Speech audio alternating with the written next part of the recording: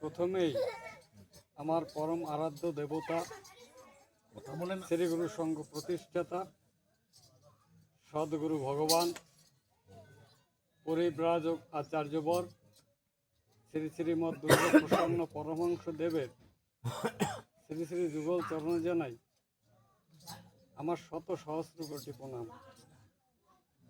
উপস্থিত গুরু ভ্রাতা, গুরু ভগ্নী, গুরু ভক্ত, সাধু সজ্জন এবং জাতি ধর্ম বর্ণ নির্বিশেষে সকলকে আমার মধুর মধুর শ্রীগুজয় সম্ভাষণ।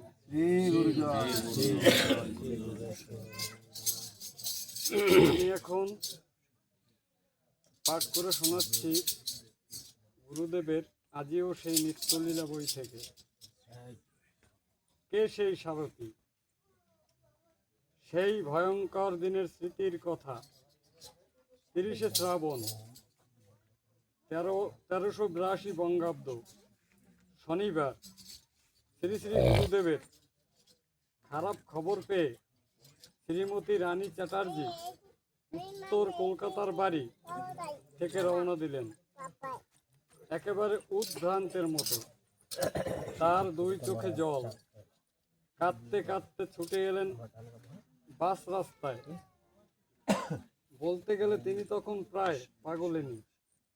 হঠাৎই একটি ট্যাক্সি এসে দাঁড়িয়ে পড়ল তার সম্মুখে। ড্রাইভার মুখ বাড়িয়ে বলল, মা তুমি কাঁদছো কেন? রানীদি কাঁদতে কাঁদতেই বললেন, আমাদের পরম দয়াল শ্রী শ্রী গুরুদেবের খবর খারাপ। গিয়ে দেখতে পাবো কিনা জানি না। ড্রাইভার বলল, মা তুমি ট্যাক্সিতে উঠো, দেখো তোমার সঙ্গে গৌর নিতেই যাচ্ছেন। রানীদি বেহুশের মতোই কাঁদতে লাগলেন। কাঁদতে কাঁদতে ট্যাক্সিতে উঠে বসলেন। গাড়ি স্টার্ট দিল।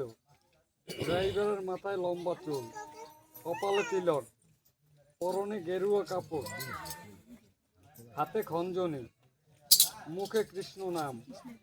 দু হাতে খঞ্জনি বাজাচ্ছেন, মুখে শ্রীনাম কীর্তন করছেন, স্টিয়ারিং স্পর্শও করছেন না। ট্যাক্সি ছুটে তীর বেগে মনে হয় হাওয়ার সঙ্গে উড়ে চলেছে। এতটা দূরের পথ মুহূর্তের মধ্যেই পৌঁছে গেল নাকতলা আশ্রমের গেটে। রানীদিকে নামিয়ে দিয়ে যেমন বেগে এসেছিলেন তেমনি হাওয়ার মতো বেগেই অদৃশ্য হয়ে গেলেন। কে এই ট্যাক্সি ড্রাইভার যে এতটা দূরের পথ অতিক্রম করে মুহূর্তের মধ্যেই পৌঁছে দিয়ে গেলেন আশ্রমের দুয়ারে? এখানে যে লীলাটি লেখা আছে, গুরুদেব নিজেই এসে এই ট্যাক্সিতে করে এই মাকে ওই আশ্রমে পৌঁছে দিয়েছে। এই তো মূল লীলা।